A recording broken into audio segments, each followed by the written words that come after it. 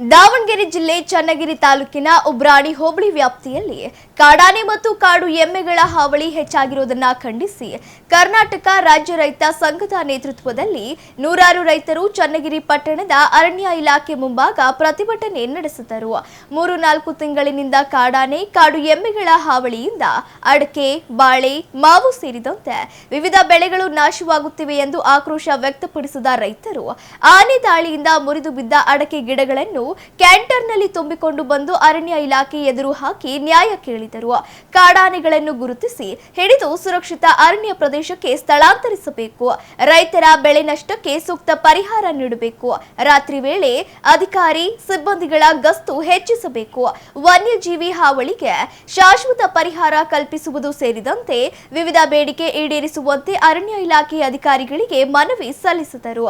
ರೈತ ಮುಖಂಡರಾದ ಕೆಇ ನಂಜುಂಡಪ್ಪ, ರಾಜೇಶ್ ಸೇರಿದಂತೆ ನೂರಾರು ರೈತರು ಪ್ರತಿಭಟನೆಯಲ್ಲಿ ಪಾಲ್ಗೊಂಡಿದ್ದರು.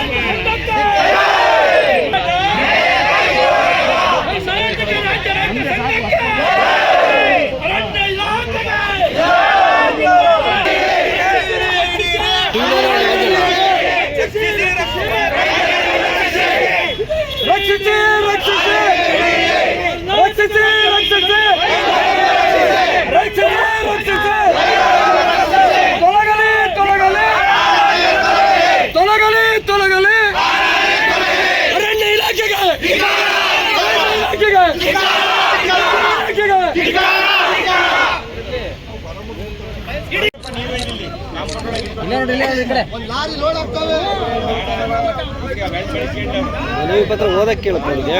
ಅಧಿಕಾರಿಗಳವರಿಗೆ ಮುಖ್ಯ ಅರಣ್ಯ ಇಲಾಖೆ ಮುಖ್ಯ ಅರಣ್ಯ ಸಂರಕ್ಷಣಾಧಿಕಾರಿ ಸಿಸಿಎಫ್ ಅವರಿಗೆ, ವಿಭಾಗೀಯ ಅರಣ್ಯಾಧಿಕಾರಿ ಭದ್ರಾವತಿ ಅವರಿಗೆ, ಸಹಾಯಕ ಅರಣ್ಯಾಧಿಕಾರಿ ಎಸ್ಎಫ್ ಅವರಿಗೆ, ವಲಯ ಅರಣ್ಯಾಧಿಕಾರಿ ಚನ್ನಗಿರಿ ಅವರಿಗೆ ಈ ಸಂದರ್ಭದಲ್ಲಿ ನಾವು ನಮ್ಮ ಚನ್ನಗಿರಿ ತಾಲೂಕು ಉಬ್ರಾಣಿ ಹೋಬಳಿ ಗಗ್ಗಿ, ಮುಗಳೇಹಳ್ಳಿ, ನೆಲ್ಲೆಯಂತಲು, ಚಿಕ್ಕಸಂದೆ, ಚಿಕ್ಕಮಳಲಿ ಹಾಗೂ ಉಬ್ರಾಣಿ ಹೋಬಳಿಯ ಸಮಸ್ತ ರೈತ ಬಾಂಧವರು ಸಲ್ಲಿಸ್ತಾ ಇರುವಂತಹ ಮನವಿ